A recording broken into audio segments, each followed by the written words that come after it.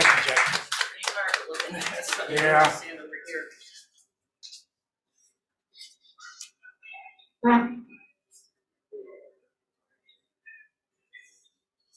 And Toastmaster, fellow Toastmasters and guests, good evening.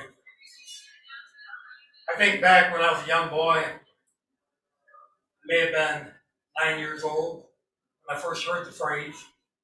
The phrase is only 3 words, and it was spoken to me by my father. Says to me, he says, you know, son, it's called a work ethic. A work ethic. Being 9 years old, I had absolutely no concept what that meant. And he went on to tell me, he says, a work ethic says a lot about you. It speaks to your character. He says also, a work ethic is something that you can learn. It can be taught. He says, think of a boat. Think of a ship. Now that ship only has one captain. And if you want that ship to sail straight and true, even in the roughest of seas, you need a crew. And every member of that crew needs to do their job. They needed to do their job effectively. He says, my father said his job was to maintain a household. And in order to maintain that job, to keep our household, he needed to do a good job. Otherwise, he would lose his job. So he had to develop a work ethic.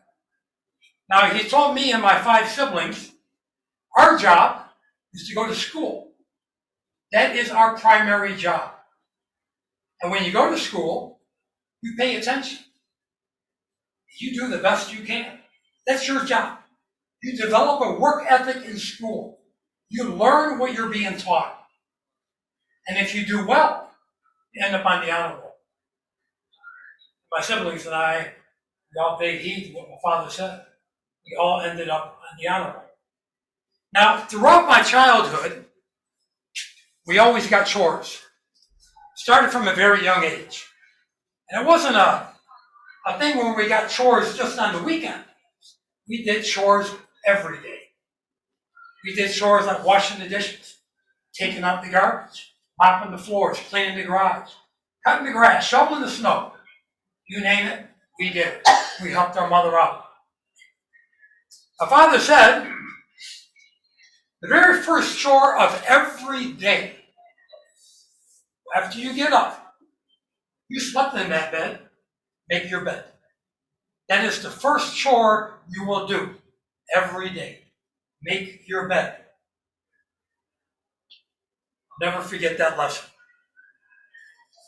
Eventually, I went off to the military.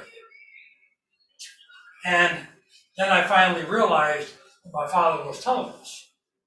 See, my father was a World War II vet, and he had gone through boot camp.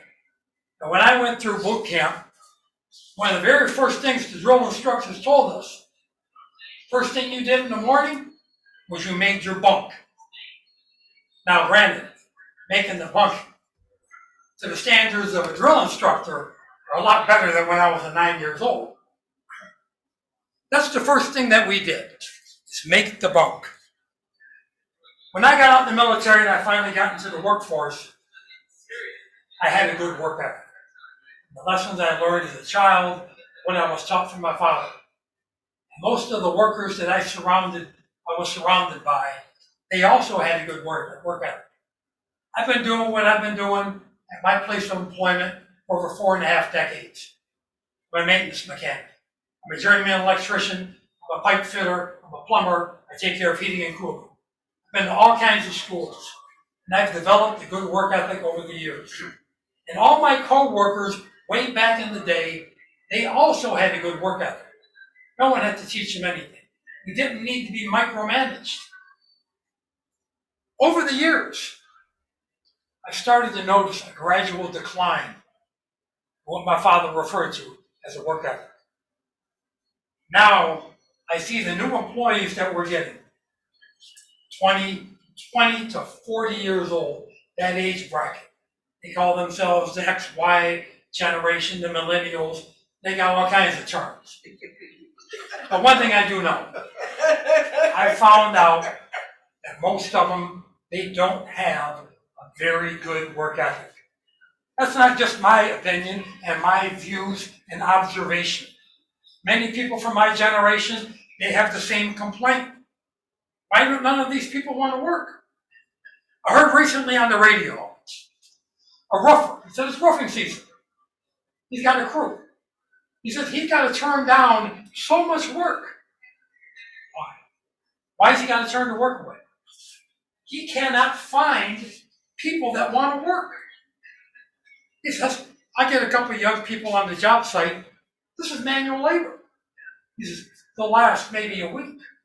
And they quit. And you hear the same refrain everywhere you go. Whether you go to Myers, you go to Walmart, no matter where you go, you hear the same complaint by so many of the older workers in reference to the younger workers. I've talked to supervisors where I'm at. They say that they don't want to work. They're too busy on their phones. So we ask ourselves, how did this generation get like this? Whose fault is it? When you take a generation that grew up wanting for nothing, they're 10 years old and they got a $1,200 smartphone. Exactly. These kids haven't never done no chores. There's no accountability. And the list goes on and on and on. I graduated with highest honors from Cass Tech.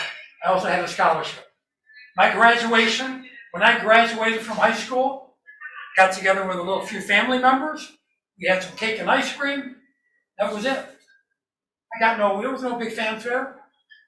Kids graduate now with a D, less than a C average. They put up the big circus tent in the front yard. They invite the whole neighborhood and all the relatives, and they all show up. A huge shebang, maybe $5,000 for food and presents. And don't forget that brand new car sitting in the driveway with that big ribbon on it. For this kid that just graduated and still can't read. Exactly. It's sad. It truly is sad.